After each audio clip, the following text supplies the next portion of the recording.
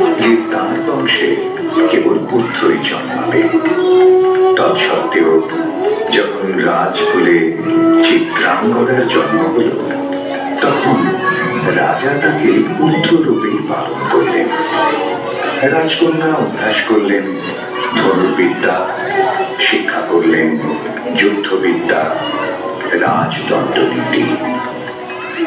অর্জুন দ্বাদশ বর্ষব্যাপী ব্রহ্মচর্য ব্রত গ্রহণ করে ভ্রমণ করতে করতে এসেছেন মণিপুরে। তখন এই নাটকের আখ্যান আরম্ভ।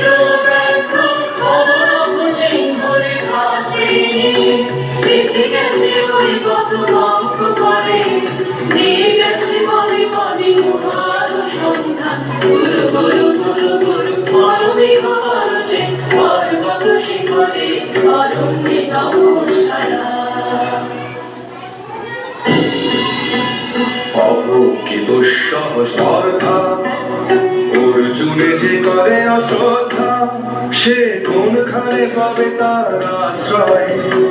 অভোগে দুঃসহ স্পর্ধা।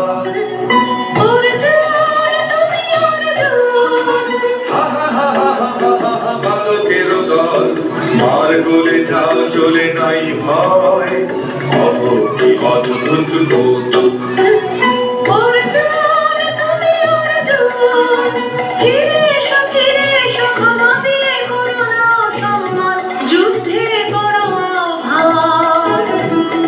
হাতে মৃত্যুর তোরি যেন অনুভব অর্জুন, তুমি অর্জুন। দেখা যায় বধিয়া গাও বধিয়া, কোন বলে যাব শিকারে। দেখা যায় বধিয়া মিছে কেন এই খেলা, জীবনে হলো বিতৃষ্ণা, আপনার মনে ভিক্ষা। সখী, কি দেখা দেখিলে তুমি? এক পলকের আঘাতেই খসিল কি আপন পুরানো পরিচয়। রবি করপাতে কোরকের আবরণ টুটি, মাধবী কি প্রথম চিনিল আপনারে? বধূ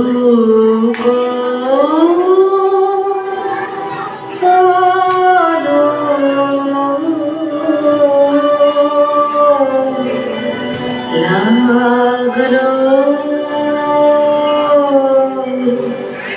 লাগলো চোখে,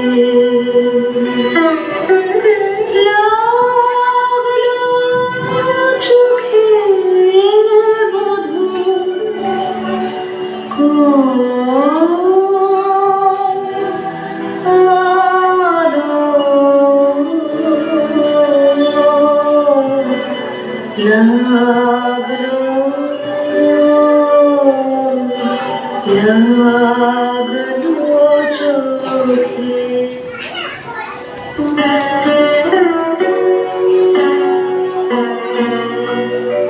আমি তোমারে করিব নিবেদন,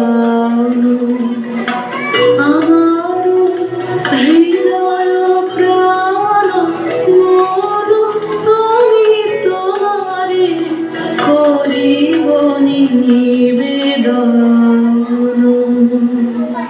ক্ষমা করো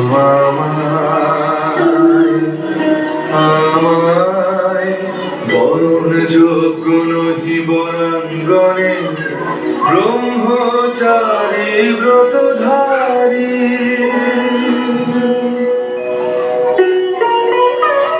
হায় হায়, নারীরে করেছি ব্যর্থ দীর্ঘকাল জীবনে আমার।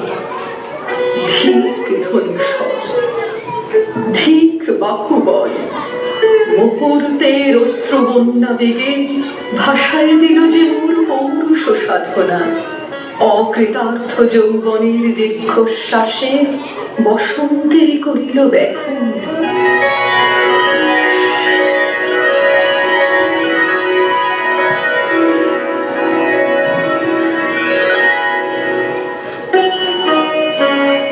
মণিপুর রিপুরিতা তোমার চিন্তা খুশি মোর পূজায় তব ছিল না মন, তবে কেন কারণ তুমি মোর নাই তুমি কব কব শুনি